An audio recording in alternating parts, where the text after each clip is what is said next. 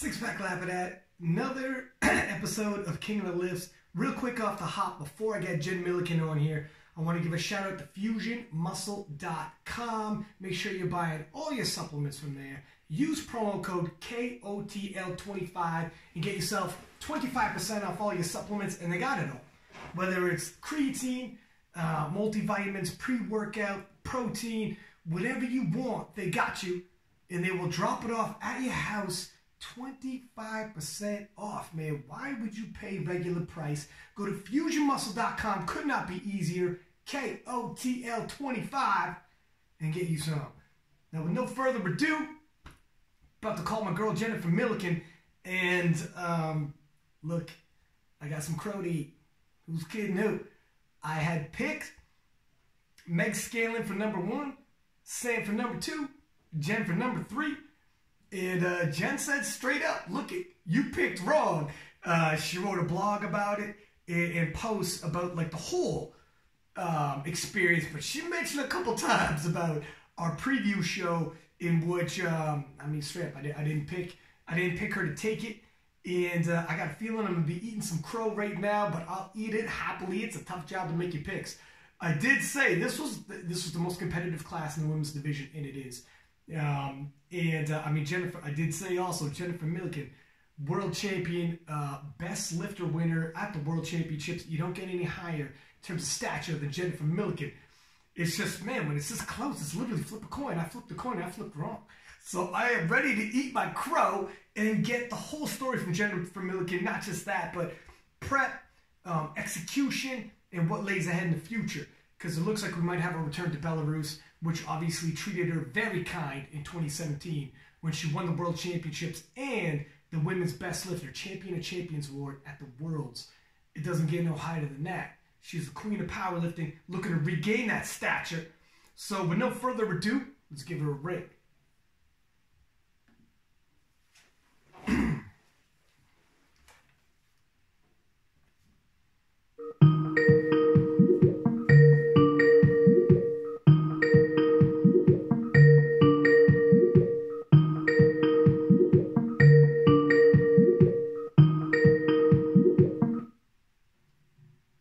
There she is. How you doing? Good. Good. So we got you back on. It has been a hot minute since you came on last time, hasn't it? It has been, yeah. Is it? I think it was 2000. Was it 2017 after you won the Worlds? Yep. I believe you were a world champion, and we brought you on. And I mean, a lot has happened since then. Obviously, Calgary even took place. I saw you there. We did a brief interview for the IPF after you won. I mean, it's been a solid minute since then. Just want to catch up. So right off the bat, obviously, I picked wrong on the U.S. Raw Nationals. I picked all types of wrong.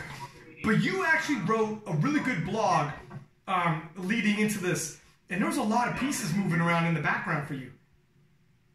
Yeah, for sure. I lost you. Like, I can hear you, but I can't see you. You can't see me? Uh-oh. Could you see me in the beginning? Yeah, and then it just went away. Uh-oh. Do you want me? I can call you back. Yeah, let's try that. Okay. If you don't mind. Yeah, sure. Because I feel weird talking to a black screen. yeah. And I can see you. You can't see me. It's awkward. All right, I'll give you a ring back. Yeah. Okay.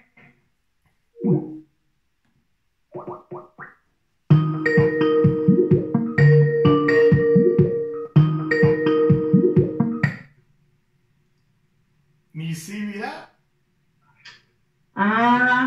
Doesn't no. Look...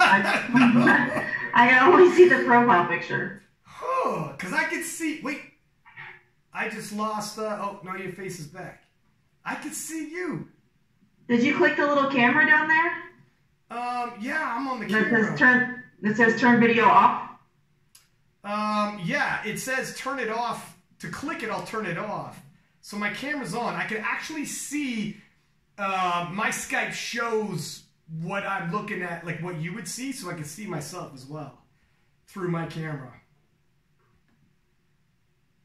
Don't know. Let me see if I can push a button.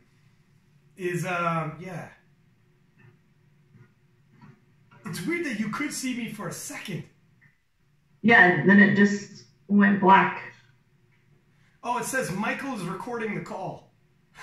Yeah, no, I just tried to push that button to see if that would make anything happen. And it didn't. Uh-oh. Uh-oh. Wait a second. I don't know.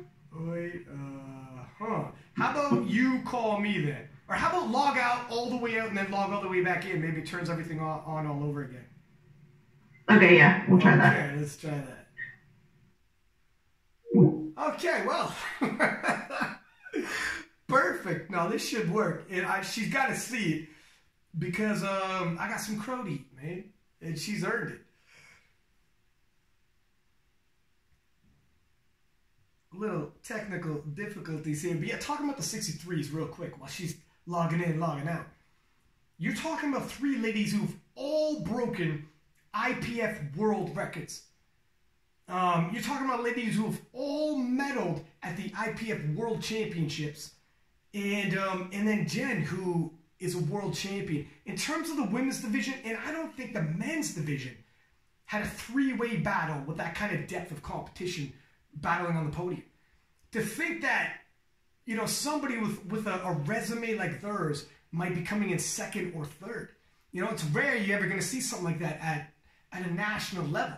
So, I mean, that was probably the toughest division to call. I'm thinking for sure in the women's, and I'm trying to think off the top of my head, I don't think there was a men's. Obviously, the 105s with Ashton and Bryce was a hell of a battle, but there was 2 of them, and I mean, Mike D was in the mix, but he doesn't have that resume. In terms of resume, you know, even Ashton doesn't have a resume at the world level. You know, he's got some unofficial world records, but I think it was probably his most stacked. Oh, yep. Can you see it? Yes. Okay, you got your IT guy? he's from the IT department? That's right. Perfect. Okay, we are back. So yeah, let's pick it up. So I was just telling the viewers when we were settling that up how 2017 you won the World Championships, won the Champion of Champions Award, the best lifter. 2018 Calgary won the World Championships again, and I think that was the year you had like a Titanic 3rd deadlift. Like you were rocking and rolling, locking that bad boy out. It was a hell of a struggle, and it was like probably one of the best fights. So it was a really big win. I interviewed you on the platform afterwards, and it was a dramatic back-to-back W's. And then so let's pick up from there, because I read the blog and you had a lot of moving pieces going on leading into this. In training, you said like some numbers weren't there that you wanted, and you were like, shit, man, there's a lot of moving pieces. And if you don't mind, I'd like to like pick up and show some of that leading into this. So, yeah, after Calgary, I knew I was going to go up to the 63s after that. And then, I did my first nationals as a 63 and did really well. Hit, you know, I would say it's probably one of my best meets of all time. I mean, the only other meet I would compare it to is 2017 Worlds. But yeah, so I had that really great meet. So I expected after that for training to just totally skyrocket. And to have a full year training as a 63 for my numbers to just be huge going into training. So my expectation was really high. And then, you know, I once I got into training, it just wasn't taking off at all. And then, well, that's not necessarily true. It was really taking off till about January. So October to January, was going pretty well. My deadlift got really, you know, I pulled 205 in the gym, which was crazy for me. Yeah. And then after that, after January, it just kind of started sliding sliding backwards a little bit. And my bench has done this thing in the past before where it just goes away. I don't know what it is. Like it happened before I did my first meet in USA powerlifting. It tanked like 4 weeks out. Like I lost like 50 pounds off my bench. About 4 weeks out. Yeah, it just went away. So I don't know. We just kind of thought it was an impingement. But anyway, this is a thing that has happened before, and then it happened again in January. It just kind of left. So then I was training for the Arnold at that point, and I was originally supposed to do the Pro-Am. I was invited to do the Pro-Am, and then my feelings were kind of hurt because I wasn't invited to do the Grand Prix. As the first year, I hadn't been invited to do the Grand Prix, and I knew Sam and Jen were both doing it. And so I was kind of disappointed in that. But then, you know, people dropped out, and then they asked me to go to the Grand Prix. And by the time they asked me to go to the Grand Prix, I was like, I don't want to do this. Yeah. I didn't want to do the Grand Prix because my bench was so behind and my numbers just hadn't moved much at all. But you know, that's kind of the thing. That meet, that nationals where it was me, Sam, and Jen, that was just a crazy meet. You know, we all had really good meets. We all hit lifts. You know, it's so funny because we were all pulling, all third pulls, we were pulling for the same total. And even if I would have gotten my third pull, I would have lost on body weight anyway, so it's just even funnier. But anyway, it's hard to come back from meets like that. Like to have a really great meet like that, it's really hard to, in my experience anyways, it's really hard to follow that up with another really great meet. So going into the Arnold, my numbers just weren't what I wanted them to be. And I knew Scanlon was going to be there, and she was on fire. And I was kind of getting the vibe from Sam that she was kind of in the same boat that I was. Like, it just wasn't, you know, it's just difficult to follow up that nationals. So anyways, I went into the Arnold and just decided to just be pretty conservative and just go 9 for 9, not stress about placing or breaking records or anything like that, and then kind of start back over again. So that's what we did. And again, I kept waiting for the momentum to hit after the Arnold, and it just wasn't hitting. I just kept waiting to hit that. You know how it is. If you're training for a meet, you hit that stride where everything's just clicking and numbers are falling, like it's all coming together. Yeah, you're like there are points, and I know what you mean, and you can't really put your finger on it, where there's times where you're excited to go to the gym because you're like, oh man, every week seems to be a little heavier. Every time you walk in the gym, you're like, things are going up. I can't wait to see what it is today.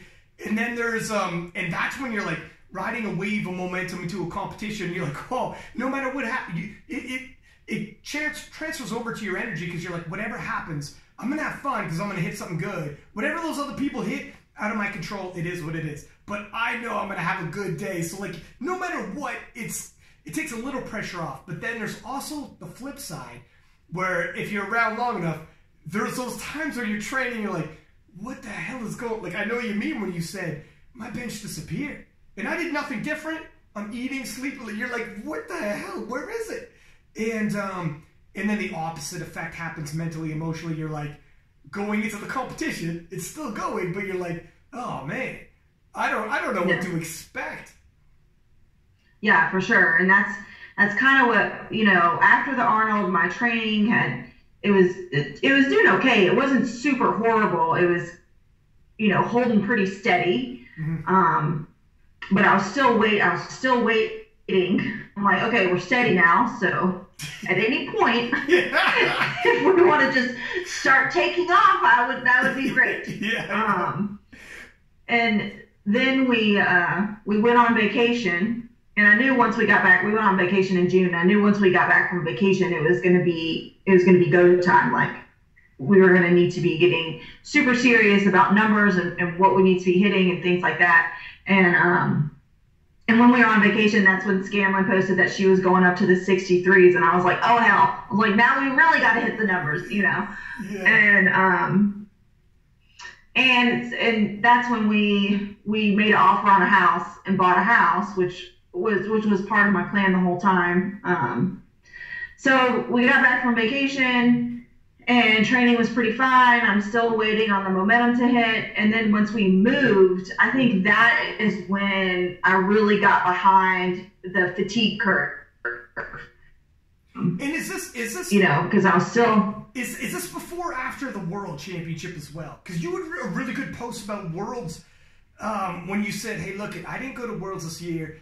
And you made a post to the effect of, if you ever get the invite, you know, it was really well worded. I don't want to butcher it, but you're basically like, don't take things for granted because you don't know when they roll around. Like, life is funny. A door opens up, and sometimes you don't walk through that door. And I think it was for, I mean, sometimes you hear lifters, they'll get an invite for juniors, they'll get an invite for whatever, like, balk at certain invites, and it's like, listen, especially in U.S. Nationals, it's like, you basically said, don't take for granted, like, you watch the Worlds from afar.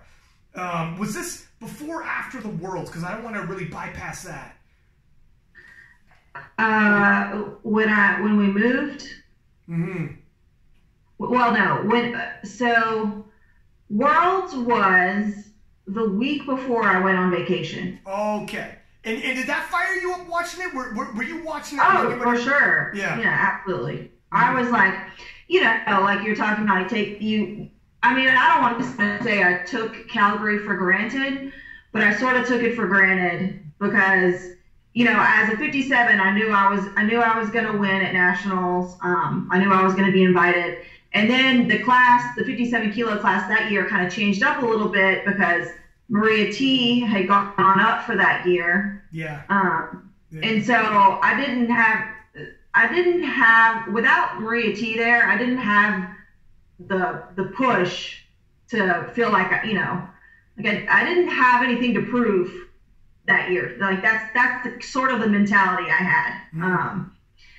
And so Calgary, I was, you know, I mean, I guess I did 100. Yeah, I took Calgary for granted a little bit, and I wasn't feeling physically great, and I wanted to go up to the 63s, and I was just holding back for that one more year. Yeah. So then when I was watching everybody in Sweden, I was like, because I had been invited as an alternate, to be an alternate, but I didn't take it because I knew we were going to be moving. Mm. And when I was watching everybody in Sweden, I was like, I should have been there. I should have gone. I should have taken the alternate. Yeah, it's tough, right? Like, this was, your situation's a little different where, like, you had some real life stuff going on. Like, if you're moving and whatnot, like, that's some high stress.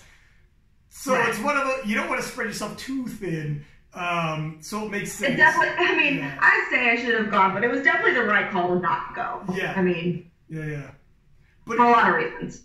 But I do like when you post it in there, be like you really got to think hard about those type of decisions. So I think it's more younger lifters might tell themselves, look, I'm 22. How many world championships might I get invited to? How many national teams might at 22? I got the world in front of me. And then I think it was Chloe Dublin, she's 20 years old. I had her on the podcast leading into the nationals.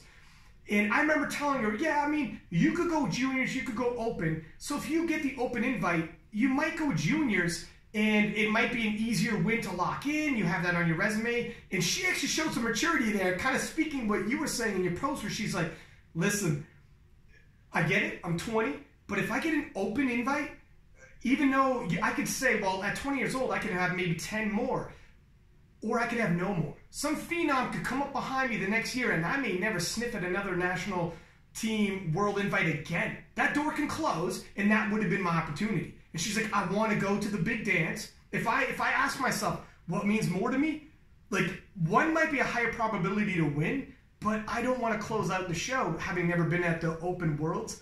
And like, it showed maturity. I was like, I've been around the block watching a lot of these. I was like, you're right though. you can't take for granted when that invite comes. It's like, for all we know, you know, that could be like the last, everyone could be the last one. It's so crazy competitive.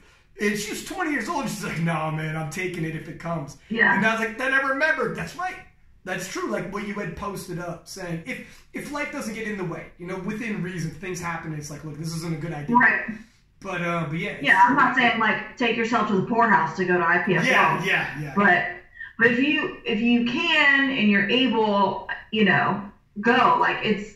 I was thinking before this podcast, like sometimes you can get into a situation where you take it for granted, especially if you're a person who's winning and you're uncontested. You know, you can kind of have that mentality of like, oh, well, I'm definitely going to go, and kind of shrug it off as just like an obligation of a thing, you know.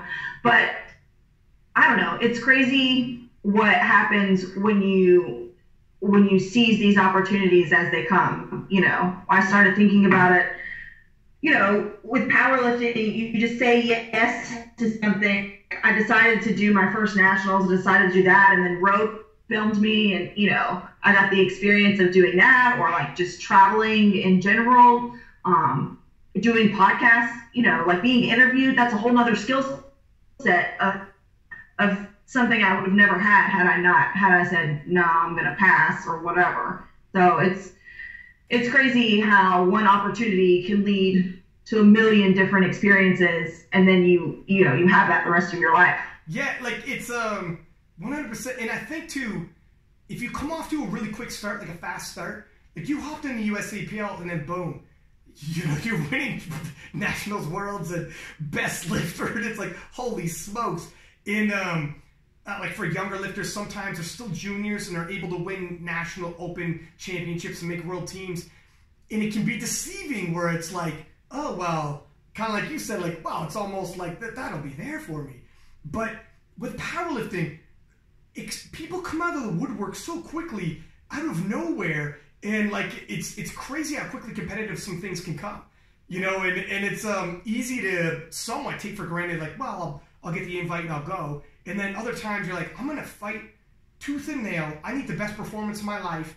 And holy smokes, these other girls, like your podium at the 63, that was an insane podium. Like you guys, that was probably, off the top of my head, I can't think of another class of U.S. Raw Nationals that was that significant a podium. Depth of competition. That's insane. You guys had, when Megan Scanlon was at U.S. Nationals, or sorry, Worlds, her total was the heaviest 57 kilo total we had seen. Then 2 seconds later, Maria T went up there, and it's like, holy, like world record breaking stuff. Sam Calhoun, world record breaking deadlift, and obviously unofficial world record at nationals. And then yourself, champion of champions at the world championship. I can't think of a podium that deep. So it's like, right. When it comes to like competition like that, put it this, when you moved up to 63s, did you realize, holy smokes, I'm moving into probably the toughest division possible? Like you were moving into the Sharks tank for sure. Yeah, 100%. Yeah. That's what I wanted. That's what I wanted. Like I wanted to be in the middle of it. I need to be pushed. I need to know that if I'm not doing every little thing, that I have no shot at winning. Like that's what I enjoy about it. So 100%, yeah. That's why I wanted to go. I knew I was right there with them. You know, I just need a little bit of time and for everything to line up perfectly. Then it'll be fine. Yeah. It is a different feeling when you're in, like, how much different does like Raw Nationals at 63 feel than, for instance, Calgary? And that was World Championships too. Right. Yeah. Calgary was that was a struggle for me. I hadn't been, like, my body wasn't feeling super great going into the meet. And like I said, I was so done with being a 50. I didn't want to maintain that body weight anymore. I didn't want to deal with the cut anymore. I was over it. So, for Calgary, and because I knew that, I mean, anything can happen, but I knew I was likely to win. I just wanted to get it done so I could so I can check it off my list and move on, Yeah. move on to the next thing. Yeah. And then as far as the 63s go, it just, the 63s felt more like my first Worlds, like that 2017 Worlds where, I knew I had Maria T and even Phil Manova at that point, just people that are, you have to be on top of your game or just don't even show up, basically. Does that make it, because it's like a yin and a yang, right? When you have like that deep of competition, for sure you got to be in your game. That's going to motivate you in training and whatnot. But is it also like you had like the pressure and then like putting it to the preview show, which you would obviously heard, and you're like, oh shit, okay, I got you. And you hear stuff like that. It's the yin and the yang of going into like a star-studded division like that, where it was so deep a competition where there's all three could be favorites, and the pressure's like more people are watching and more people care, which is great, because when it comes to sports, you had actually posted a poll, which I love, and I've been saying this forever. Sports people want to watch showdowns. People want competitive showdowns. We need to think that anybody can win. If you miss a lift, oh my God, you just fell back and it's dramatic. Or, oh my God, all three girls missed a lift. Now who's going to pull ahead? And there's a seesaw of momentum. Like the 74 kilo boys had. That's sports. Otherwise, it's a runaway favorite who's putting on a bit of a clinic, break a record here, break a record there, but it kind of feels like an exhibition when they're lifting someone unopposed. So there's a yin and a yang, right? Like emotionally, what you feel when you think you got it in the bag, so you're not pressured like, I probably got this, and the pressure's not there, but then the gratification afterwards and the, oh my God, I can't believe we did it, and the whole, like leading into it, there will be picks that go the other way. There'll be all types of breakdowns where you're like, I don't know if I want to listen to this preview show. It could go, I don't know. Right. I don't know if I should listen to this or so maybe we'll like touch upon that, like how it feels, because not a lot of lifters will ever feel that. Like you had said, when you started winning, oh shit, I'm getting podcast invites. I'm getting like you're on streams, everybody's watching. People can go into showdowns, but they're not. Like the amount of podcasts, even for the US Raw Nationals, I could see who downloads. And we got people like in Asia and Europe downloading the US Raw Nationals preview podcasts. This is the US National previews. So it is an added little spice in terms of pressure and in terms of that kind of stuff. And maybe it feels a little different as a 63 when you're like, oh shit, this might feel a little different running into those. So maybe speak on that a little bit. And then it touches up on also the preview show. Sure. I think in regards to pressure, like social media is a huge factor. And I don't post my top lifts. I don't post every detail of training. I'll make a post here and there if I feel of training. I try to post training videos just to stay in it. Yeah. To stay relevant. But I'm typically not going to post my top lifts, and I think if there, I know Sam doesn't post her top lifts, 100%. Sam told me before nationals, I can't remember. I sent her a message about something, and she said, "Oh, by the way, I don't follow you or Jen or Scanlon anymore. I quit following you guys." Oh wow! And she said, I just want to do my own thing and not worry about you all, which I totally get that, and I understand the angle 100%. But then I was messing with her. I said, all right, well, I'll just text you. I'll just tag you in my list when I hit yeah, I'll make sure you see them. Yeah. I was like, I'll just bully you that way. Yeah. But yeah, I think definitely how much you post can create a lot of hype. Yeah. Create a ton of hype around your performance, around what you're going to do at the meet. And when it comes down to it, when it comes down to meet day, literally anything can happen. I mean, yeah.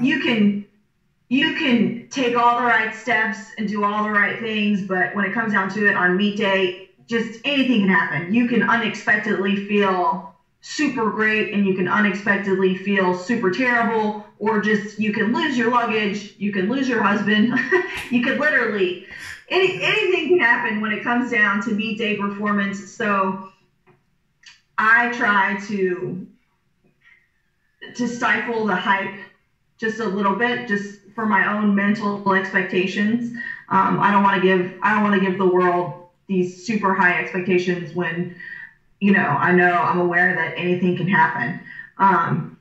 And then, like, before nationals, I'm like crunching every number. I'm looking at meet day statistics. I'm looking at, how often people make lifts or fail lifts and what their jumps look like. And I'm adding up subtotals and, doing best day scenarios, worst day scenarios, like every scenario that there is. And then at the end of the day, I'm like, it happens to every meet. At the end of this, and I just like throw the pencil down, and I'm like, you know what? All I can do is make a plan, work my plan, and do my job, and it'll, the chips will fall where they fall. Yeah. But that's kind of the route that I've taken.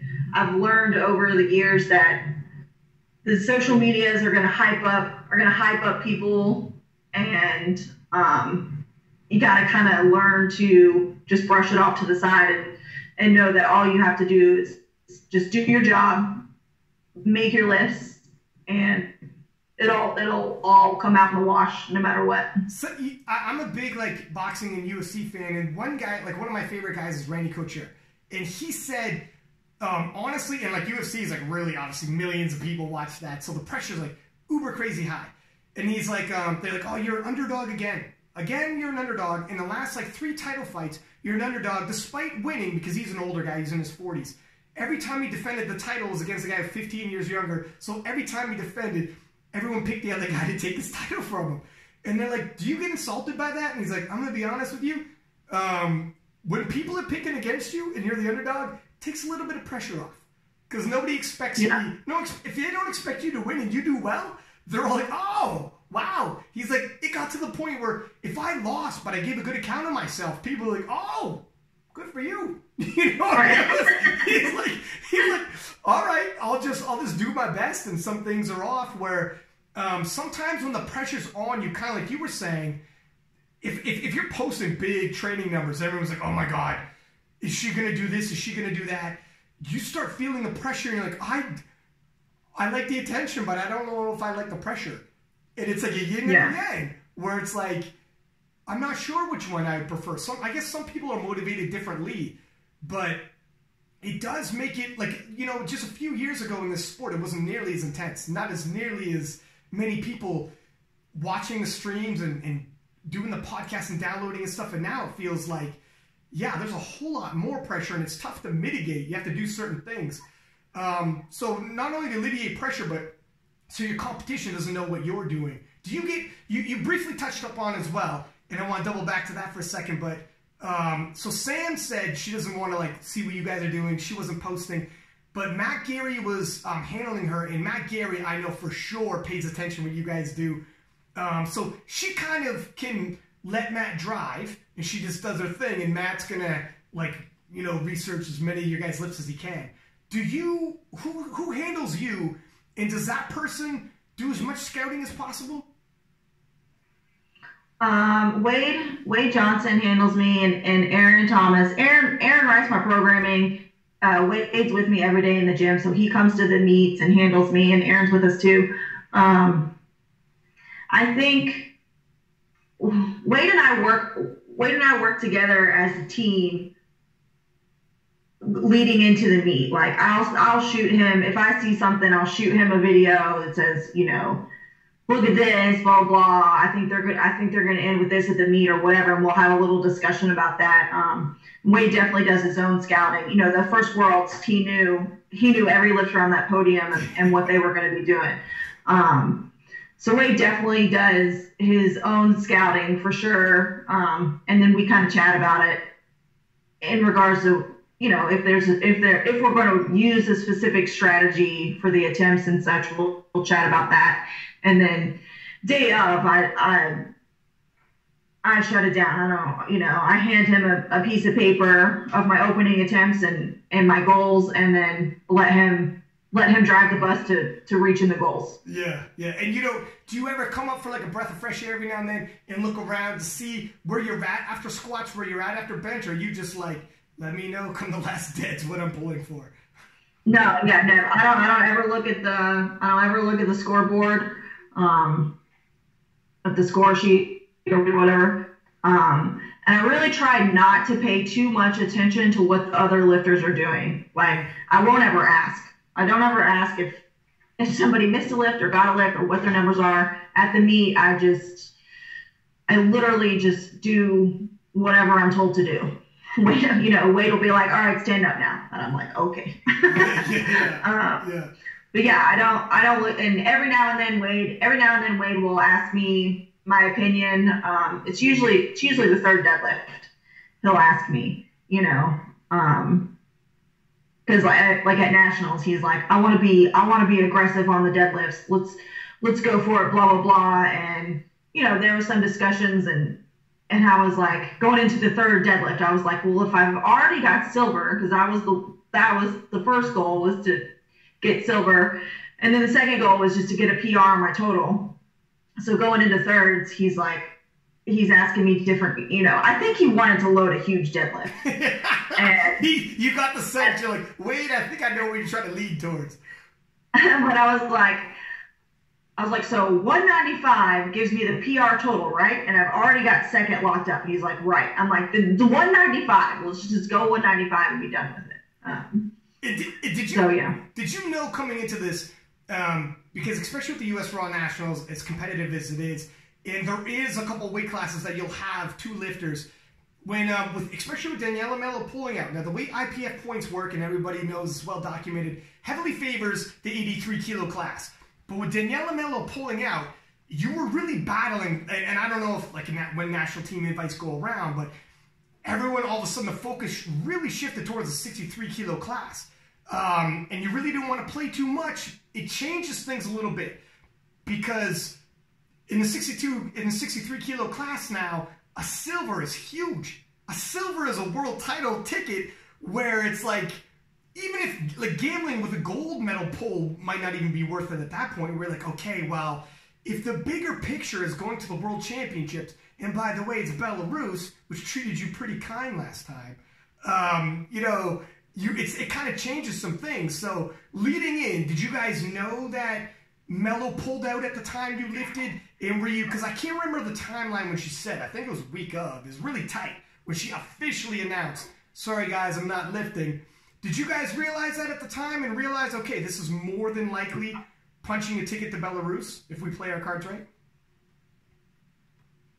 Yeah, 100%. I knew Daniela Mello was kind of on the fence on whether or not she was going to compete. I wasn't for sure, but I definitely wrote on the sheet that I handed Wade. I said, I wrote, we need the biggest total possible because of Carpino. Yeah. And so that's what we did. I was like, we just need to go. We need to get all the lifts, and we need to make the biggest total, so that for that eighth spot on the female side is either going to be a 63 or an 84. Yeah. And with Danielle out, it's pretty much 100% going to be the second place 63 kilo lifter. So yeah, that definitely, it was playing a role for me. I either wanted that eighth spot or I wanted the top alternate spot, and I plan on taking it either way. I mean, yeah.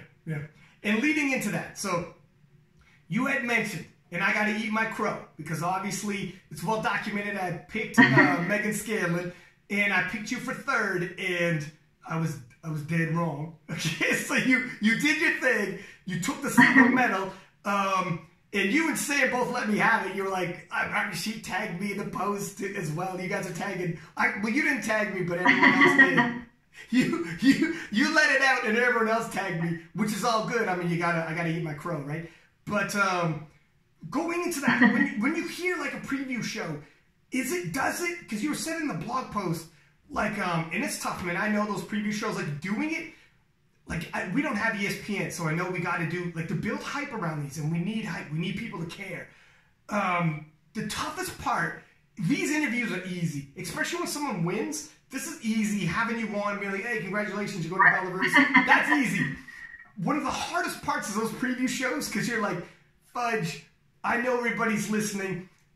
Only 1% are actually going to be the people lifting, right? Like, very few of the people listening are the people who were picking for or against.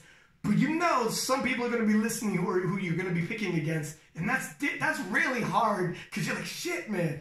But you got to make a pick. You can't. The worst is when you do like listen to a preview show and someone's like, I don't know, it's too close, so I'm not going to pick. It's like, come on, you got to do it. But when you're on the other side, like, everyone knows that. But when you're on the other side and you hear that, is it like, oh shit? Like, I know you're on the podcast now. It was no hurt feelings, but is it difficult? Because you had mentioned in your blog post, like, man, that got me a little salty. Was it? Sorry. Was it like what was it? Was it? Did it try to rattle your confidence a little, or are you freezing out? Am I freezing on you? Oh. Are you back? Right. Yes. Okay. Yes. Okay. Cool. kind of broke up a little bit for a second. No worries. Can you? Am I? Okay. Yeah. Yeah. I mean, it's a double-edged sword listening to the previews. Like, one part of me is like, Jennifer, don't fucking listen to those previews. Don't do it. and then the other part of me is like, I'm listening. I gotta know. You know, it's part of it. And for me, it goes back to just my mentality. I always tell Wade that I do try to float under the radar 100%. Like, that's my strategy all the time. So I do kind of expect it. And this particular preview was good. It was a good push for me. It was a good way for me to, like, you know, flip the switch over to, like, the super competitive. I'll show this preview guy, you know, like, that sort of mentality. Yeah. So I think it just depends on who you are as a person and how you tend to react to stuff like that. You know, if it's something that you're going to listen to and it's going to destroy you, then just don't listen to it. That's true. But, you know, if you're me and you listen to it and it's something that's going to kind of, you know, build that chip on your shoulder a little bit and you need that, then, you know, go for it. Yeah, but it's all fun. It's all a good time. I mean, obviously, we as lifters, we appreciate you all doing the previews, because it does add to the hype, and that's part. You know, that's a lot of the fun. Yeah, I mean, the worst position possible. It's weird because when you're in like a deep battle in a deep competition in a deep division, the pressure can be like super duper tight. And you're like, oh my God, I don't know what's going to happen. And then some people pick the other person, and it's super tough. And I bet you the pressure is super tough, and there's a lot of emotion involved because you care about the outcome. But even worse than that, there's worse things, could be winning year after year and nobody cares about your division, and you just can't get there is no hype and there is no discussion, and it's just like, oh shit, man. Like, I get messages from people, and they're like, I don't think we get enough love. Not even just divisions, but like maybe a different federation that's like, you guys really did a lot of push on King of Lists, like the preview show and like the posts and stuff on the US Raw Nationals, and we didn't get too much coverage at all on this other federation's worlds and stuff like that. And I'm like, look, bottom line, kind of market dictates, where if there's a big demand, you're going to supply it and put a lot of coverage. And so it's a yin and a yang. If you're in first off, a big federation, a lot of people follow, and then, oh, by the way, you're in a crazy deep division, possibly the most competitive division in that federation, it's going to be crazy spotlight intense. And during it, it's like, holy shit, I don't know. It's pressure, right? But then on the flip side, when it all is said and done, you're like, well, at least like when I'm doing my thing, people actually care. Like powerlifting fans, your division was probably the deepest, you know, but it is definitely a double-edged sword, like you said. Where it's, for sure. And I think a lot of it too has to do with the federation itself. I mean, if the federation, like USA Powerlifting, is putting out content. they're putting out content, they're reposting lifters, you know, they're building hype towards the meet themselves. And then the actual meet itself is a crazy production. You know, they started doing the prime time, they have screens, you know, they give you badges, like they make you feel cool. So I think a lot of that is, you know, just building up that hype and being out in front of people's faces is on the federation too, you know. I think the prime time is an amazing idea. Like once they started prime time, that was a massive push for them, because they have so many lifters, well over 1,000 all the time now, and to make it like all killer, nothing but killers in that prime time, and because it is prime time, like they pick a time slot that the majority of people are gonna be able to watch, like after work, everyone's at home. You know, to a large extent, you can watch it. I think that was a huge thing for viewership and everybody. Yeah. And they really do. They have a pretty good social media. I know they hired, I think this year was 9 for 9, and obviously the the White Lights guys are there. There's a lot of media these days putting out really good packages. But the bigger it gets, you know, with the big screens and all the promotions, the tougher it can get as well. But like you said, it's all part of it. You know, you gotta appreciate, because I think the worst would be being in one of those divisions where it's like, oh, it's a runaway victory. You know, it's not quite that battle. But it would be. When you were walking into nationals, was prep in the weights, did they start picking up and moving again, or were they still steady as she goes, or what was it like right before the nationals came around? So about, I want to say I was 3 weeks out, no, something like that. About 3 weeks out, I had a squat, and I think I hit 172.5 for my heavy set, and it was like a slow grinder, and I was like, I don't want to do this. Like, I don't want to go. We're not ready. I'm not ready. And I was super disappointed, and I really was pretty defeated about like 3 weeks out, because my squat wasn't good, my bench was still being annoying, and even my deadlift wasn't that good. You know, I think I hit that same week that I hit that super slow squat, I had a 185 deadlift, and it was a grinder, and I was just like, I don't get it, man. I remember you posting. I don't want to do this. I remember you posting a meme about like, this is me going into nationals, and like, I remember you posting like that. Yeah, a couple things. You never know if that's like to throw off the competitors or what it is, but no, that was a true. That was a true feeling. Yeah. But then I've been having a lot of trouble sleeping since we moved. Really, I just could not sleep. I couldn't fall asleep. I couldn't stay asleep. And then I train in the mornings before work, and so I'm going into training feeling like absolute garbage. And my last heavy week of training, Wade had to go to. He was going to South Africa for his worlds. And so he wasn't going to be there in the morning. And Wade, it's been me and Wade in the gym in the morning, like the past several months. So he's been the guy there that's spotting me. And so he was going to South Africa, and he wasn't going to be there in the morning. And I switched my training to the evening for that last week. And so I don't know.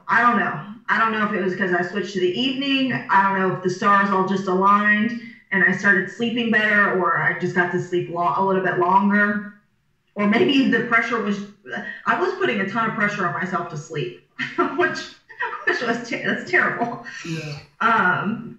So that last week of training, when I switched to the evenings, I finally, training finally started to click a little bit. And I was like, wait a minute, there might be a sliver of hope here.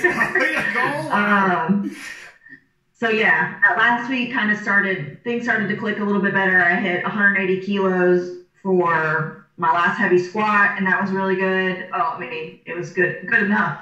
And then bench, I hit 107.5, which I was over the moon about my bench at that point, because it had finally come back. So, and then deadlift, the same thing. I was able to hit I was able to hit 190 kilos in training, and it was, you know, like, they weren't like blowing me out of the water or anything, but I was just like, okay, all right, maybe we can hit a PR total here. Yeah. Things are turning around. It's crazy how much sleep can be a factor. I don't know if you've seen, like, Joe Rogan had like a sleep expert on, and he said they did like baseline studies with people with 8 hours sleep, and then baseline studies with people they just disrupt the sleep. And they're like, you're only allowed now to have 6 hours, and then another test group 4 hours.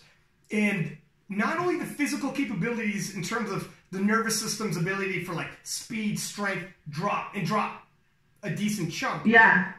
But even like cognitive abilities like memory, recall, decision making, and then how you handle stress and how you handle like pressure situations, which is probably all this wrapped up into one when you have a move right.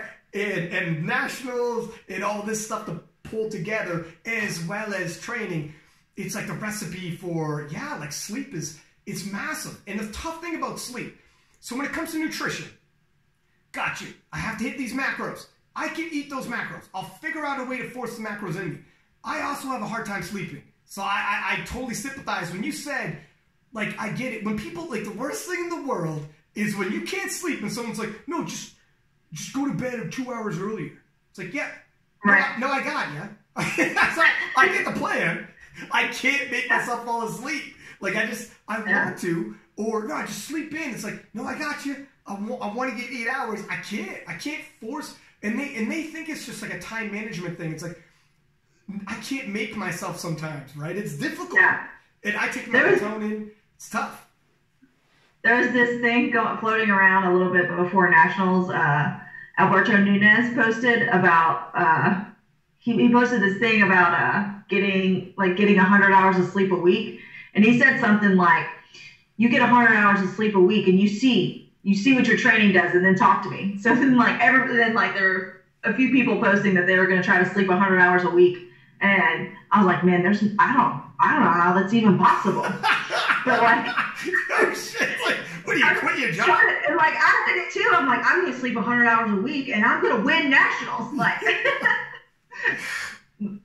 there's no way. I don't know how people do it. I'm good if I can get. I feel good if I get 7 hours a night. I feel strong about 8. I feel even better. Anything over than 8, I'm just like, how? I'm literally, if I sleep 8 hours the next night, I can't fall asleep for some reason. And here's the thing that people don't know, because we covered this last time, but that was a few years ago now. You got a full-time job, a mom, as well as training like a world champion.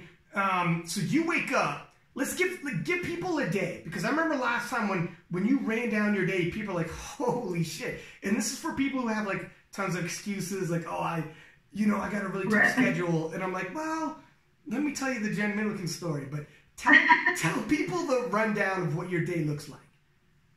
So, I mean, I do have a flexible work schedule, so that's really nice for me. But typically, it's like, my alarm will start going off at like 4:45. Then, yeah, I do hit snooze a couple times. But yeah, usually I try to be out of bed by 5.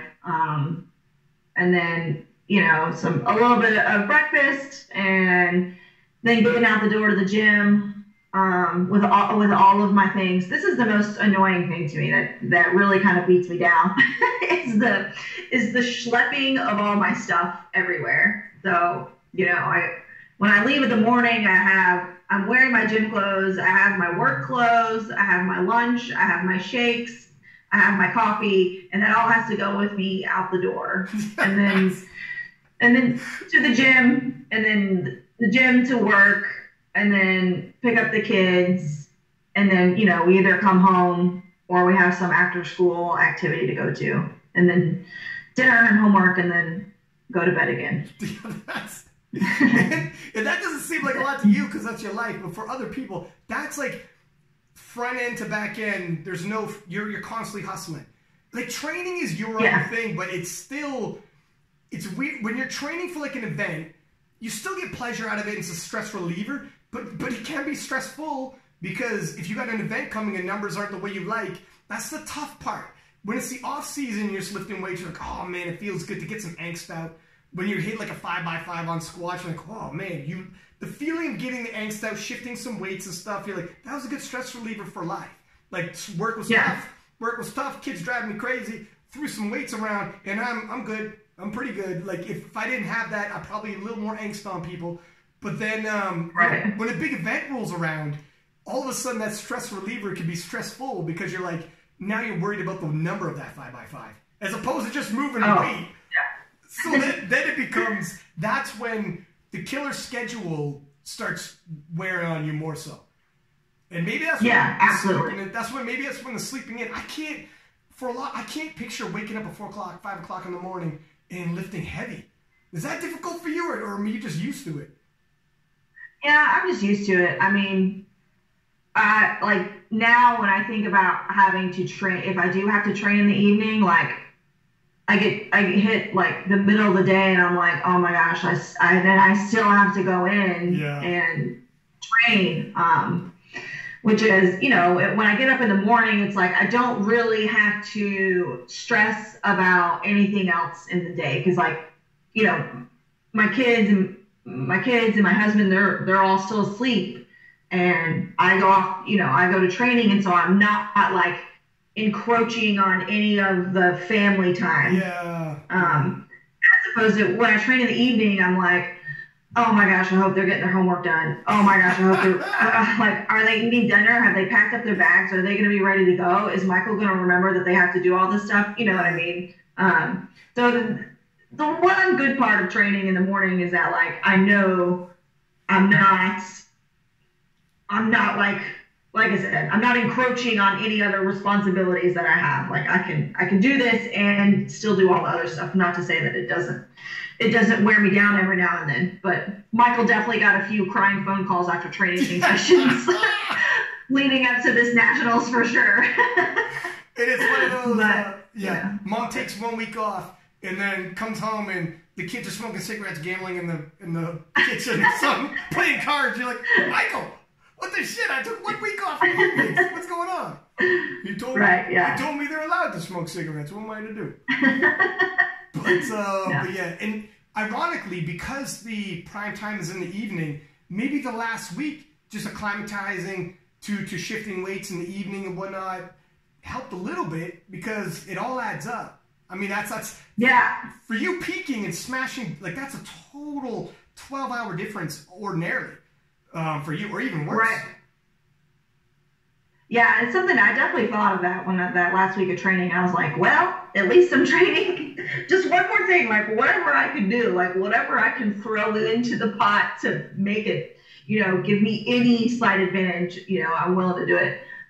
So that definitely came across my mind when I was training those evenings. So, but typically, it hasn't. I haven't noticed it. You know, training in the morning versus what time I compete. I do think I do better when I compete later in the day, opposed to if I compete in the morning. Here's the thing, for some people, like myself, and I think a lot of people who are used to training after work, and a lot of people could not wrap their head around waking up at 5 o'clock in the morning and starting getting going. It's probably not enjoyable. I think everybody would prefer to sleep in and then get to it when you get to it. But if you were in a competition and let's say there's a time zone difference, and a lot of your competitors are like, oh shit, that time zone whooped my ass. It's the equivalent of waking up at 4:30 in the morning. Right. And you'd be like, oh, well, okay. You're like, let's do it. I don't care. Whatever it is, just bring it. Yeah, I think that's part of being a parent too. You kind of learn that mentality of just like, whatever.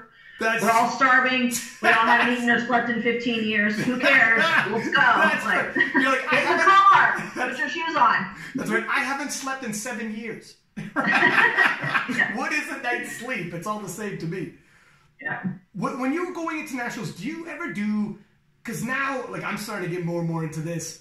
And some people who come on the podcast talk about it, like mental prep, where they literally see like a mental prep coach, and some people even see hypnotists who take them into, and they take them into like game day mentally, and start doing things like Mark McQueen's episode, and Stephanie Cohen even talks about it when she was on, and they went to it, and I guess they could plant mental cues like a hypnotist can, and when you say the mental cue to yourself over and over after the session, and not everybody does it impact the same, keep that in mind, but it literally can bring you into the champion mindset when the anxiety starts getting up there, right?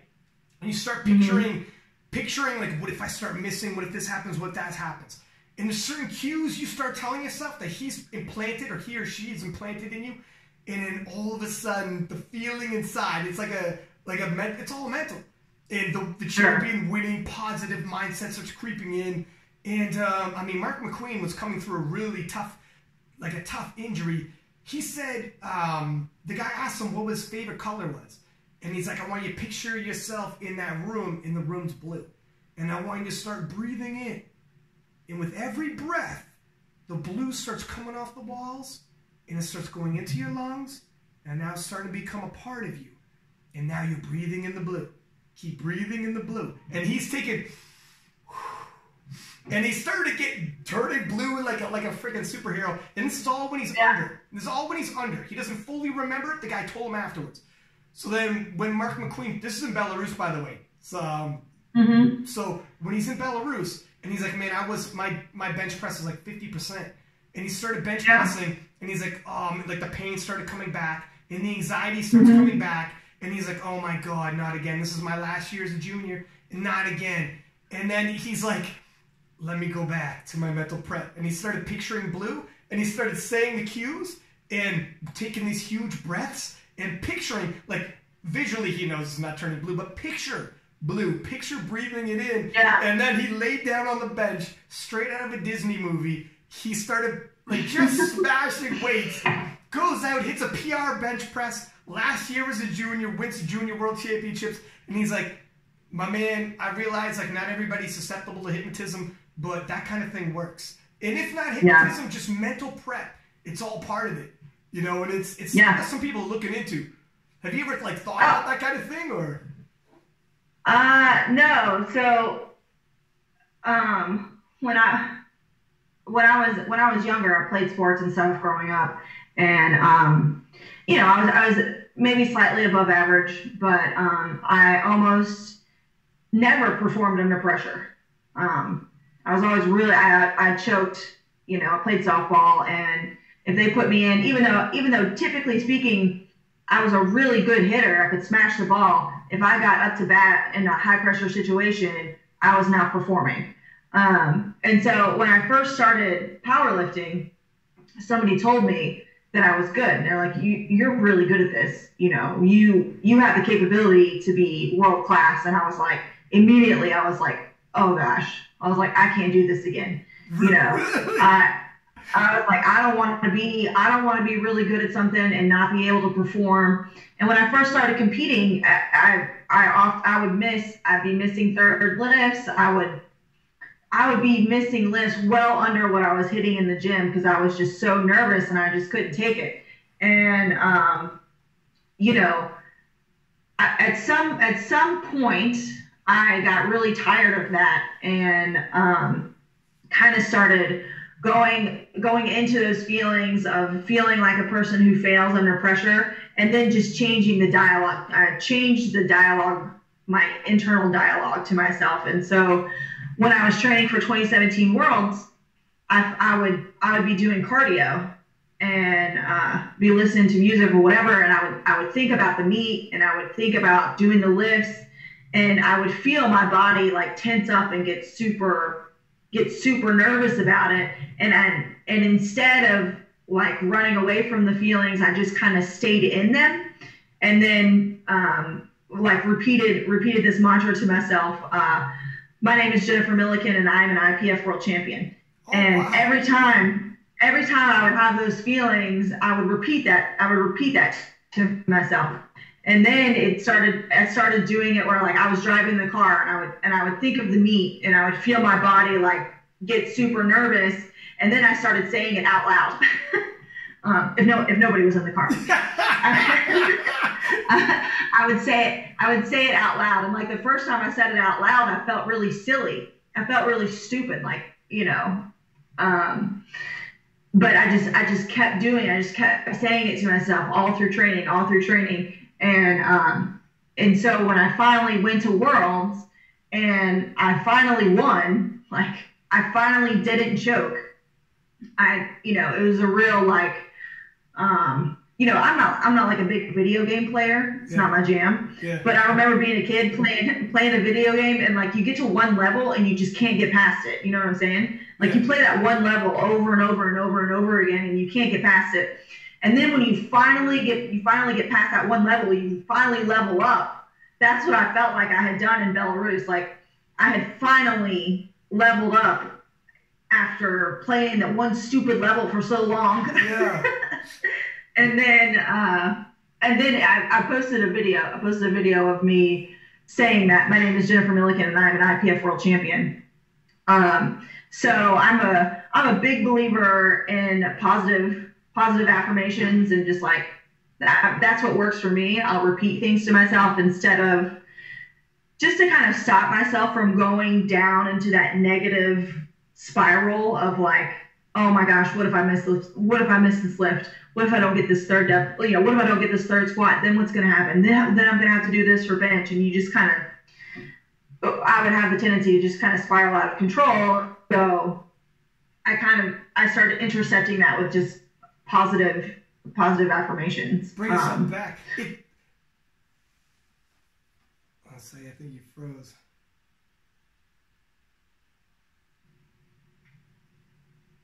Are you back? I think you froze for a second. I think I could hear you. Oh yeah, there you are. You're back. Can you see me? Are you there? I'm back. Can you hear me? I can hear you. Can you hear me? Oh, can you hear me? I can hear you now. Can you hear me? I can hear you. Can you see me? Because I can see you. Yeah, a little bit. You're kind of cutting out. Am I? I'm wondering if I should call you back. Okay, I'll call back.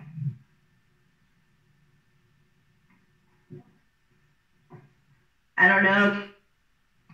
Yeah, I'll call back. Turkey, I want to get into this. I love this topic. Let's go.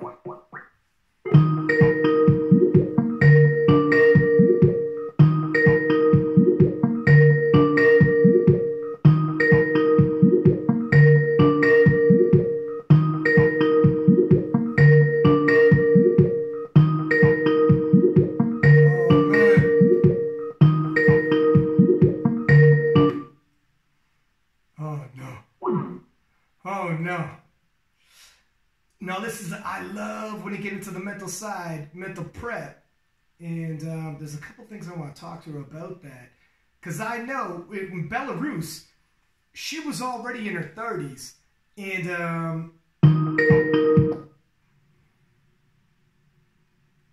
I can see you. Can you see me? Yes. Okay, perfect. I was just gonna say, so a few points, because I love what you're saying there. In Belarus, you said you had that turnaround. And when you were in Belarus, how old were you when you won Belarus, the Worlds? 34.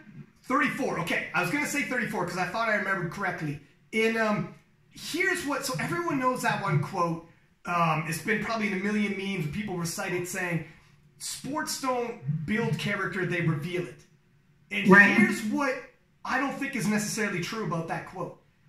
I 100% think that people can grow. And I've seen people grow within a sport, and the way they enter isn't always the way they leave. You can get mentally tougher as it goes. And you at 34 years old, for anyone listening who's like, that's not me. Like, I don't have that in me. I can't do that. It's like, no, you can, the person you are today doesn't have to be the person you are tomorrow. You could develop toughness. Right. You could get tougher. You could develop these skills. You could get tougher as you go. Like I said, I'm a big boxing UFC fan, and there are guys who had quit in matches, and you see them quit. And, well, for instance, George Foreman, everyone remembers George Foreman got knocked out by Muhammad Ali, but Muhammad Ali said, I just made him tired, and that made him quit. And he did it in front of the world, and it was embarrassing. George Foreman retired, didn't fight for 15 years, and the demons haunted him so badly that when he was in his 40s, he came back to boxing, and when he was 45, he got a title fight against a guy who was 26. And when he came down to the ring, the announcers were like, you know what, there's something weird about the boxing trunks George Foreman's wearing. And it was a joke.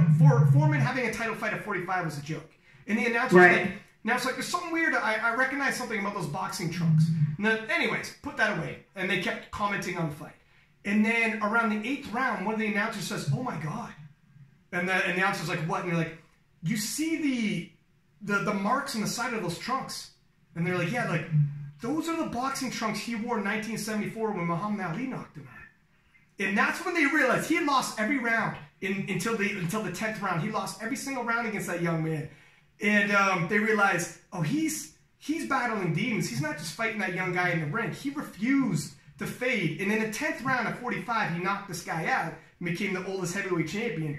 And that's when you realize, I read his autobiography after that. And he said, yeah, like in my 20s, in my physical prime, I was mentally not nearly as tough. If I was winning, I'd continue to win. But if I wasn't winning and things weren't going my way, kind of like you said, where I just felt like I folded and I was like, I don't know. It was easier to make me pack my tent and go away. And just concede. And he said later on in life, it was on the second half of life, he started developing those toughness skills, whatever it is. And he became 100 times mentally tougher. And ended up being known as the guy who could go the distance even when he was tired, even when the chips were down and he was losing, etc.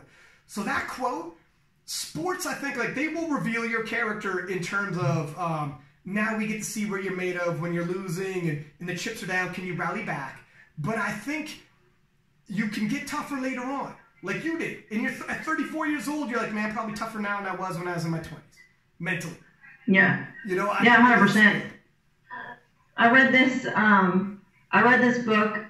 I hope I'm not butchering the title, but I've posted about it too. But How to Fail at Everything and Still Win Big. And one of the things he talks about in the book, which has stuck with me, is that everything is an acquirable skill. Like sometimes you see, you know, I used to be really guilty of seeing people on the platform just crushing it and just killing it. And, you know, to me, at one point, it seemed like magic. I was like, why can they do it? How can they do it and I can't? And, you know, I thought it was just something that was just them. That was just who they were as a person, and it wasn't me. But over time, you know, after reading that book and you know, just having different experiences and stuff like that, you know, you start to learn that everything is an acquirable skill. Like learning how to perform under pressure is an acquirable skill. You can do things. You can take actions to get better at performing under pressure. You know, I might be a terrible, horrible natural dancer, but I can learn to dance. I can take classes and I can acquire the skills to learn to dance.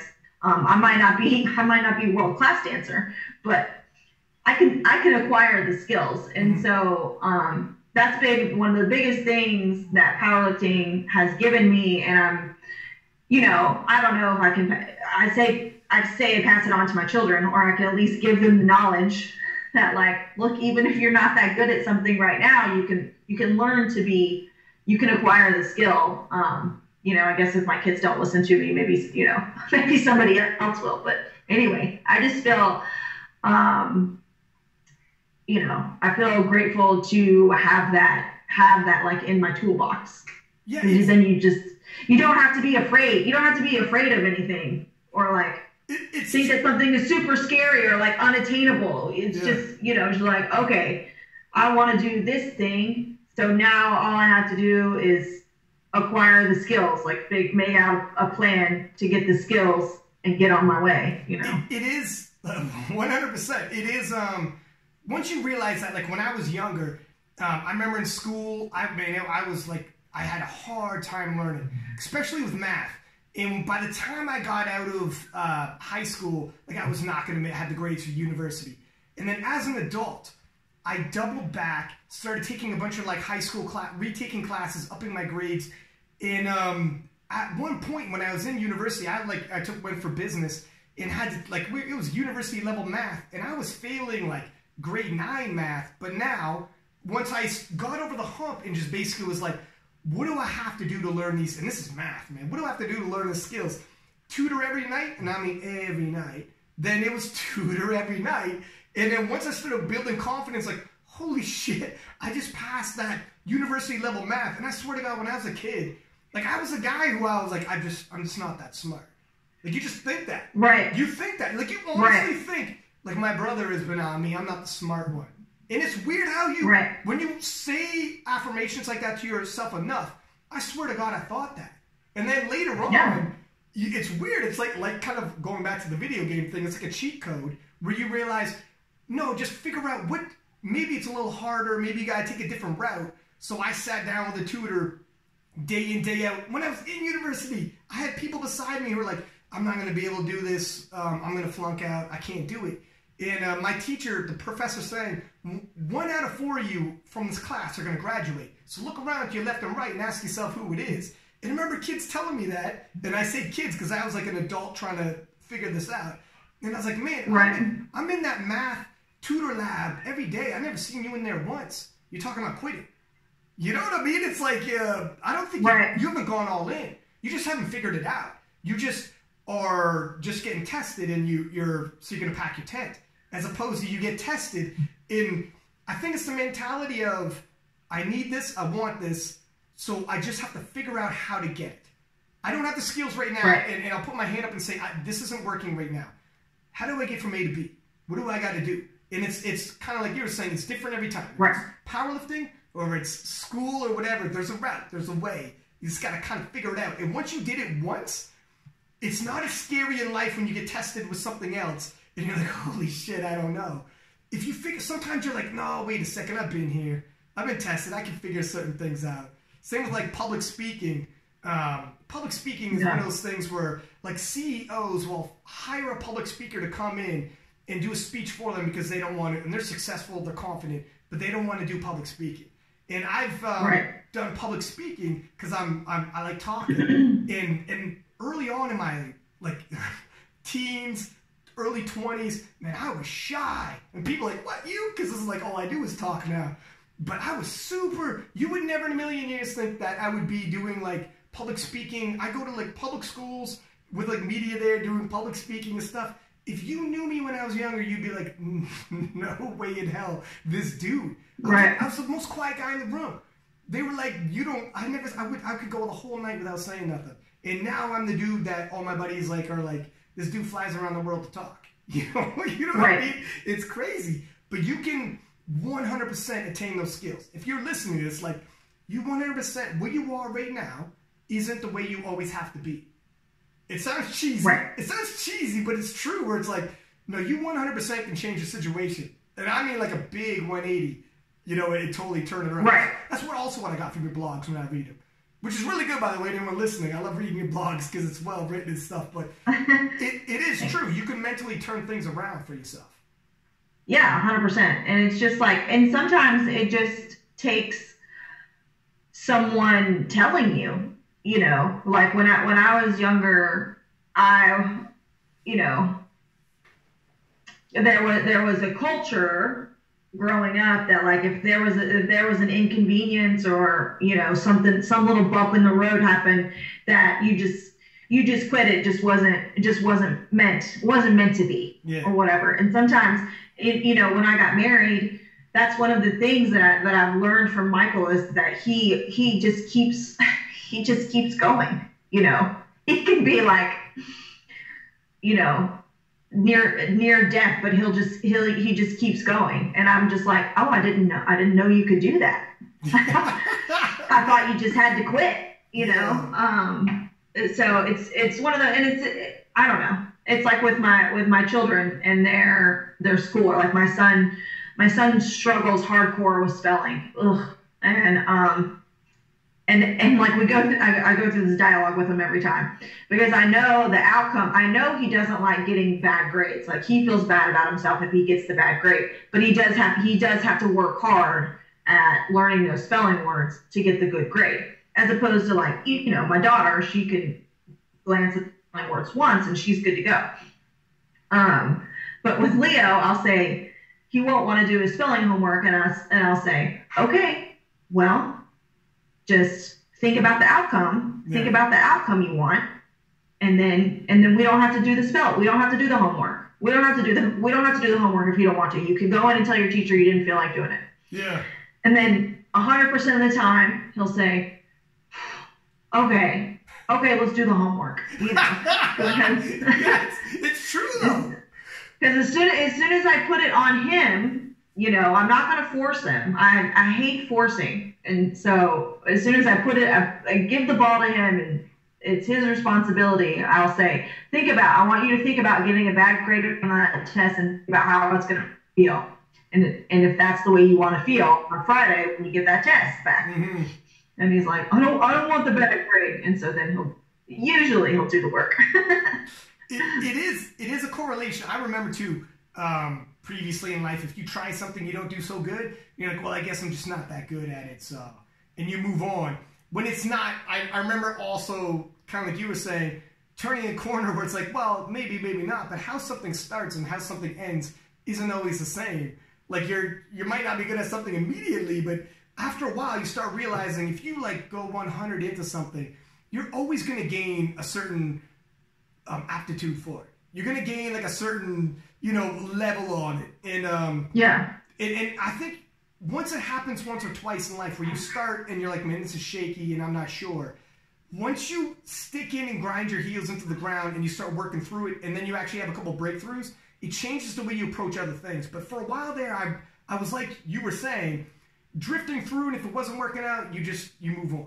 And it's got to come easy. It's got to come easy initially. I need to have early success. And some people never really fully get past it. That's why, to an extent, early success isn't always the best thing in the world for some people. Because you can skate by on that until you get checked.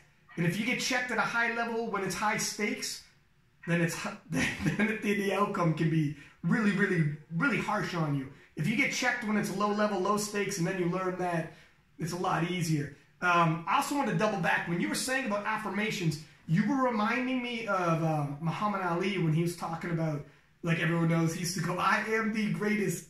And he said, I said that before I even knew I was. Yeah. He was just a contender on his way up. And he would say over and over, I am the greatest, over and over to himself, to everybody out loud. You know, first he said it to himself. Then he got brave enough to say it to other people. And then all of a sudden, oh my God, he started believing it. He was like, I read his autobiography as well. He's like, I, for the longest time, thought I was just running my mouth, but I ended up being an affirmation. He didn't even know he was practicing an affirmation.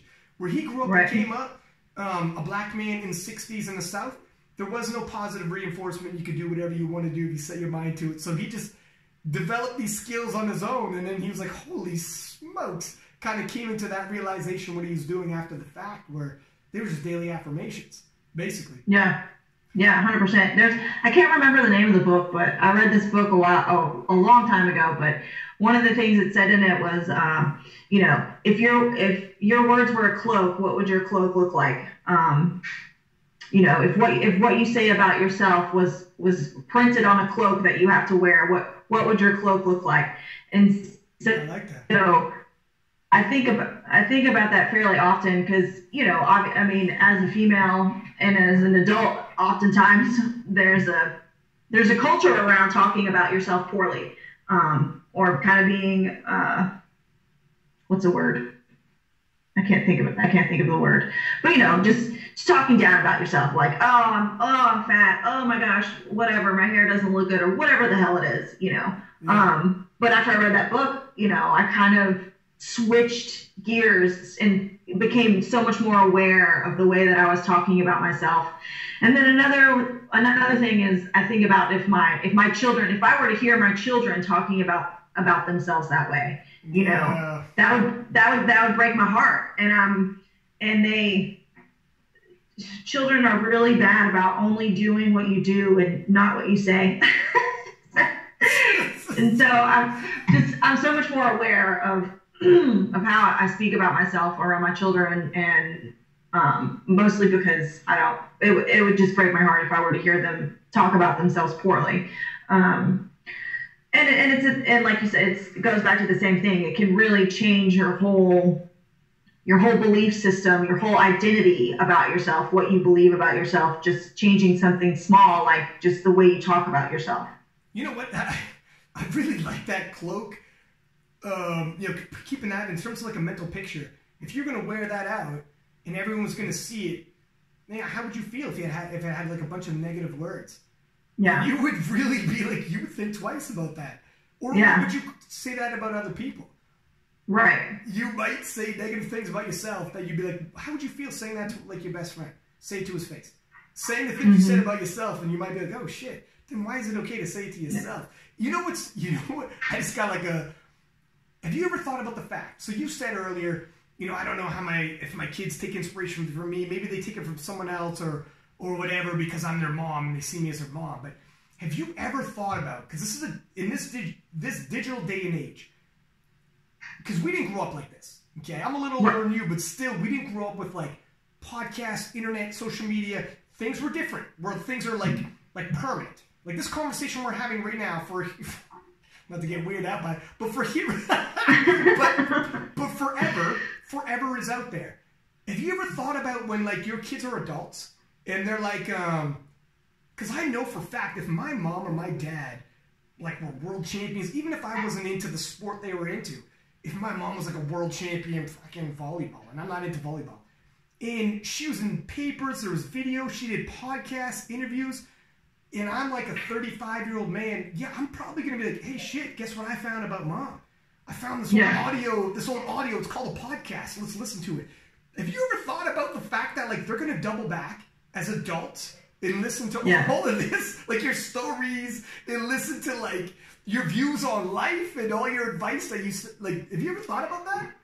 I have, and I didn't for a while. For a while, I was pretty stubborn about my social media and what it was that I was posting, and just kind of like reckless, like not reckless. I mean, I don't get that crazy, but and I posted this. I was coaching my daughter's basketball team, and they had a really great game, and I was so proud of them, and I was really inspired by their effort, and I'd taken a picture. My mom had taken a picture of me talking to the team, and I posted that picture, and wrote something about it or whatever, and then I got a message from one of the parents that said, "Hey, if you don't mind, I caught wind that you posted a picture of my daughter, and would you please take it down?" And I was just like, yeah, like I'm not going to ask any questions. I'm not going to get crazy. I'm just going to say, yes, absolutely. My bad. And it was at that moment that I was like, oh shit, I need to kind of pay attention to what it is that I'm putting out there, to what it is that I'm saying, that I'm writing, that I'm posting, because it's so many more people are paying attention than you think. And it was at that point that I was like, oh man, I need to kind of, and I have thought about like if when I'm old and like if anyone still has access to my Instagram account, I'm like, are my kids gonna hate me or love me? I don't know, but I don't know. I try to keep it real on there, so we'll see. It's weird because this is like a digital footprint. Like people in the future can come back in time and get a pretty good idea of like everything from blogs to all the social media gatherings to everything. Whereas previously, you're kind of reading between the lines. Like you might see a random picture here and there, but tell me about Grandpa, because you might like you'd have one or two pictures besides that word of mouth. Tell me about my dad's, like my grandpa's dad. It's pure word of mouth, 2 generations away. Who knows? But this day and age. In the future, if someone in the future was like, hey, did you know this in our high school a few generations back we had a world champion in powerlifting? Oh, really? Yeah, her name was Jennifer Millican. Oh, that's pretty cool. I'm going to search for her if Google's still around. And they're going to, they can pull all this up. This whole thing is coming out, and it's weird to think about. I try not to think about it too much because I talk all the time on podcasts, and if you like, I want to be able to talk freely, but at the same time, because you want people to you don't want to be too over-censored and people could tell. But on the flip side, you do also, you don't want to like knee-jerk reactions or, it makes you think about things a little bit differently, put it that way. Like if your first emotion isn't always, it's an honest emotion, but it's not the best representation of you necessarily if you think about something. Is that, yeah. Pump the brakes on the first emotion. Pump the brakes, right. There's a difference between keeping it real and just, because it's not even, your first emotion isn't always the most accurate representation of how you feel as a whole, right, on everything. And, right. Yeah. And I think about stuff like that all the time. And then obviously, when you're on the air doing, like, I'll do like 4 podcasts this weekend, and holy smokes, man, I'm doing like 90 minutes to 2 hours of podcast. Sometimes I'm like, that's a lot of talking. Yeah. There's a lot of, to a certain extent, you gotta somewhat watch what you say, but you also want to be honest and whatnot. But yeah. I mean, it's a straight up sign of the times. I also want to ask you about the SPD Invitational, because now that there's money involved, what were your thoughts when you seen, first off, holy smokes, there's a lot of cake involved out there, and we don't know exactly how it breaks down, but the amount of money involved, you got to think it's not just for the overall winner. There could be some other prizes for a second, third. Is there world records? I don't know exactly how it's going to break down yet, but now there's money involved, and certainly, you being a 63 with what you can bring to the table, has that changed some views for the future, and has that changed your mind on things at all? Well, here's the deal about the SPD Invitational. is I've heard rumblings of this meet since Calgary, and I've been waiting for the information to come out about it, and I've been thinking, like, well, maybe I'm like, nationals I don't think is going to be it's not going to be my big splash meet. It's just not there yet. I'm like, but maybe they'll finally announce that SPD meet. Maybe I'll get invited to that. Maybe that'll be the one. And then when they finally announced it, I was like recounting every IPF meet that I turned down over the summer. I was like, I should have taken that alternate spot. I should have gone to NAPS. I should have gone to the stupid Arnold, like all these meets that I didn't go to. So I was a little bit like, it was kind of a punch in the gut for me when it first came out, and then the, what makes you eligible came out. But, I've accepted it, and it's definitely in the back of my mind that if they are able to do it yearly, I plan, so long as I'm invited to Belarus, I'm gonna go, and like I said, the chips will fall where they fall, but I'm gonna be going for it, and that part is going to be, that SPD Invitational is going to be in the back of my mind the whole time too. Yeah. I'm excited to see how it turns out for the first year. Obviously everybody wants to be a part of it, but I'm really excited they're doing it, and excited to see how it goes, and maybe they'll just get the kinks worked out for me this year. That's a good way of looking at it.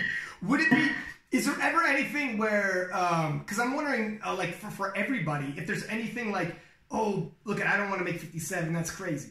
But then you're like, look, if you offer me $30,000, and I don't know if it's 30,000, I'm just throwing a number out there, what it might be. Well, it could be a lot more than that. If the money's crazy, would you be like, yeah, I'll hire a dietitian and we're going to go all in? Like, would it change that? Or 100%. I already sent Pete a message, like when it first came out. I was like, hey, if you need somebody to go as a 57, just let me know. It changes, like... I'll make the sacrifice. But I just need to know, like, right now. Yeah, because it would... I wonder if there's... Because it's a hobby, like, more or less a hobby sport, but now if it's starting to change, still hobby sport, but there's some serious money involved, it would be like...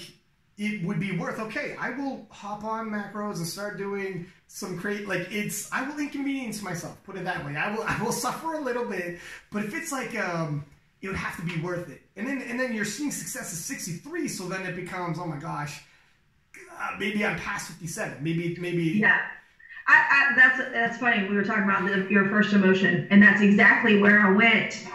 In my mind, I was like, oh, I could go as a 57, and have a shot at winning and blah, blah, blah. But then, like, after a while, like, after I had, accepted the fact that I wasn't going, I kind of thought, man, if I did actually go down to 57, I would undo so much. And even that last meet at 57 was tough. And, I don't want to do it again. Yeah. Yeah. I think there's going to be a lot of lifters that, like, because you would say money doesn't change everything, but who knows? Like, like, when that kind of money, I don't know how it's going to split up, but if we're talking 30, 50,000, etc., all of a sudden, it'll change. And this is year one. If things go well, and it just gets bigger and bigger, and more viewers, and powerlifting keeps getting bigger and bigger, it might start getting more and more like professional sports, where you have like a handling coach, a programming coach, because a handling coach could cost you $30,000 if he picked the wrong numbers, right? If he just didn't realize, hey, look, you better have a better grasp at lot numbers and how chips will work, and scout the hell out. And so there might be, like, who knows? I don't know if in 10 years from now, it would be crazy when they look back and they hear we didn't all have, like, a nutrition coach, a handling coach, a programming coach, and you're going to see a mental prep coach. Like, who knows what the future is going to look like if we were, like, back in the Stone Ages in terms of how we approach sport. Like, we still approached it like a hobby. I don't know. It's interesting, though, when money comes in like that, some things can change. So I'm interested in seeing what the future holds. Yeah, and I think a lot of that, too, will depend on what the breakdowns are of the prize money. Because the way, and I was just looking at on the female side, there's not a ton of head-to-head matchups. So I don't know if they're going to do the prizes based on, I'm sure there will be some prize money based on IPF points, or if it's going to be more about breaking records or stuff like that. Because if we're there to break records, then there's no use going down to 57.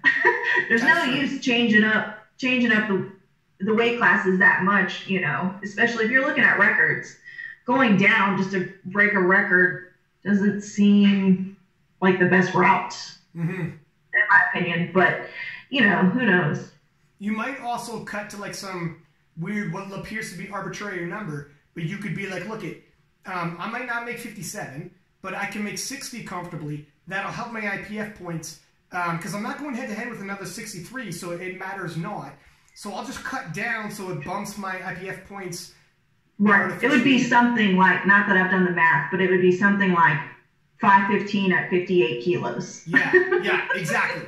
Yeah, you start picking, you're like, 57 is not doable, let me grab, 58.5 kilos. Yeah. I mean, I'm interested in seeing how it all shakes up. But I think that it's exciting to see there's actually an avenue to go to like turn pro after Worlds or something like that. And maybe it gets bigger. And maybe, like, this is the first year around. So maybe they see it and they're like, okay, how do we increase the likelihood of showdowns between individuals, and they start, like, in terms of, because they want it to be entertaining. Who knows how it's going to morph? When something's year one, by the time it's year 10, who knows what it looks like, right? So it's going to be interesting to watch. I think everyone's going to watch with interesting eyes. I'm curious to see how it translates over to Worlds, because now, like, it's one thing to win Worlds and you get to win a title, and you get a little bit of clout and recognition with that, but now you get to qualify for this huge meet. And so I'm curious how it will affect the production of Worlds, because if you've been to USA Powerlifting Nationals and then you go to IPF Worlds, there is a drastic difference in production level of the meet itself. So I'm curious to see how that, if it kind of ups the game, kind of pushes Worlds to have a higher production. In terms of like the live, or in terms of like in what way do you think there's a drastic difference?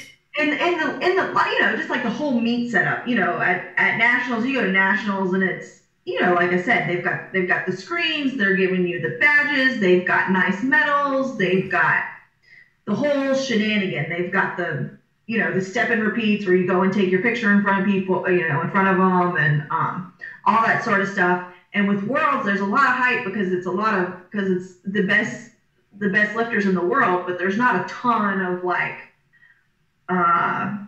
event, just straight up event production. Yeah, yeah. They're more live. It's not like that. It's more like online. They got a TV crew with slow-mo replays and all the. Right. They're legit TV team. So I think they're more like the production value in terms of the TV style, but not the live style. Yeah, not quite like the U.S. Raw Nationals. And I think some of that's vision of what they think an international meet, in terms of show or in terms of whatever. But yeah, we'll see. It is interesting. Here's another thing that's interesting. If you're at the World Championships and you think you're going to win, and you could win and throw a couple chips on the squat dead and pick up a couple world records and win, or are you like, hey, man, that could cost me $5,000. I think I'll wait 6 months before I go for those world records. Thank you. You know what I mean? Where you're like, I don't know. I say 5,000. I got no idea how much SPD Invitation will pay you for world records. But you might be like, how far do I want to push these world records if I'm going to try to beat them later? Because in Olympic weightlifting, there were people who were chipping the same world record over and over at like an RPE, at like a low RPE, where people are like, what are you doing? And they're like, oh, well, his country, his home nation pays him $1 million every time he breaks a world record. It's like, well, that makes sense. I have heard of that happening. But the other, I don't know. I was gonna say that if you chip it low, then you leave the door open for somebody else to chip it. Yeah, that's where you got. Yeah. I guess you would have to look at the field to be like, hey, look it. Yeah. That's true. It is. You better make sure someone else doesn't come around and just soccer ball kick that bad boy right out of reach. And you're like, hey, I'm going to SPD Invitational. You're not. What are you doing? Right. And I don't know. There's stuff for the most part, as far as meet day handling, we just call, or Wade just calls what there is for the most part. We do have some strategy in there. At nationals, at third deadlift, we probably could have gone. I probably definitely could have pulled 197.5. I could have maybe pulled 200, maybe, still a big maybe. But for the most part, we're just, I don't know. I think you just got to load what's there. Mm-hmm. You can't get too overly strategic, especially if you're. It's one thing if you're not being contested and your country's paying you $1 million. I'd chip it forever. For sure. But I guess we'll see. This is the first year, and it's kind of exciting to think we're on the cusp of something different. Like, this could be the first year of something that, powerlifting could be total. This could be game changing for everybody. It's a little excited to be involved in this and be around in this. It's that quote, what a time to be alive. Yeah, for sure. But listen, we've been on for an hour and 45, and I greatly appreciate you coming on here, especially now that it's all but guaranteed that you're going to Belarus. I would love to have you back on by the time the World Championships rolls around. But where's the next time we're going to see you? Are you going to do the Arnold Classic, or do you think you're going to forego and continue on training right into Belarus? What do you think? No, I think I'll probably do the Arnold for sure. I don't know where I'll be at the Arnold, but I plan on being there. After I took off from the last Arnold, I'm a little gun shy. I'm taking off for such an extended period of time. But I plan to be at the Arnold, and then hopefully, if all goes well, I'll be in Belarus too. So sounds good. And also, where can people find you if they want to read the blog, if they want to follow you on social media, stuff like that? The blog is poweryourown.blogspot.com, I think.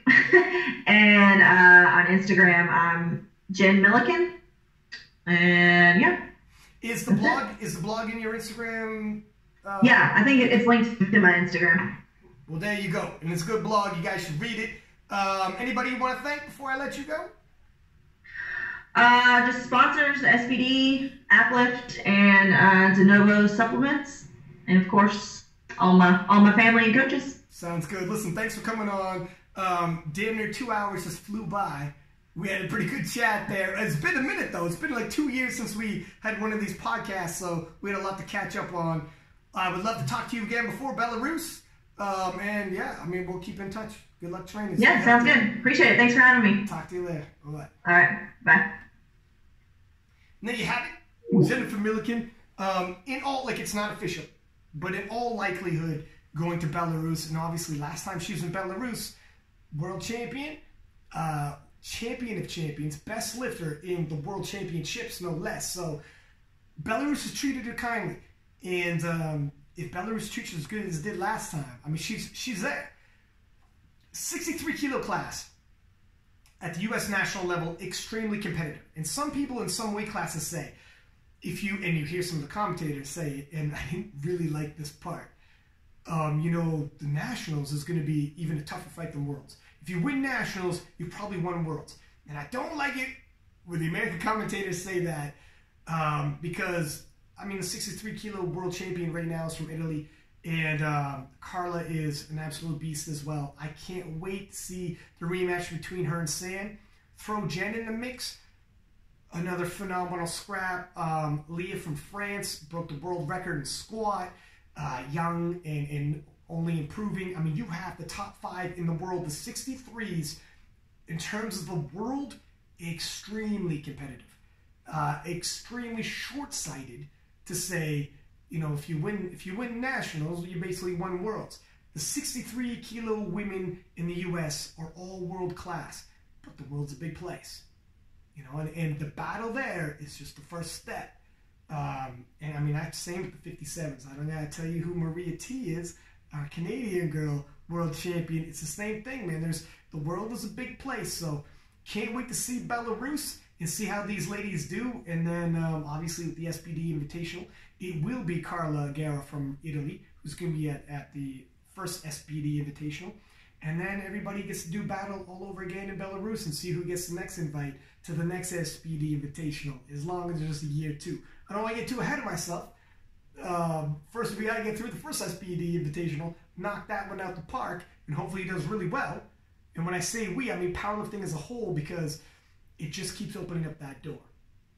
Exciting stuff nonetheless. So I hope you guys liked it. By all means, man, if you're watching us on YouTube, give us a subscribe, give us a like, give us a comment. I will comment back. If you're listening to this on the audio version, post it up in your Instagram story. I will repost it. Give us high ratings. Let everybody know. I appreciate it. People like Jennifer Millican, she deserves to have this kind of exposure. You know, her story, all these lifter stories, the struggles they go through, a lot of people want to hear them and identify because they battle the same type of battles you do. They have the same types of thoughts you do, and they overcome them. And it is inspiration that people should hear this, and she deserves this kind of exposure as well. And so we're going to continue on from Pack Lapadat. Peace.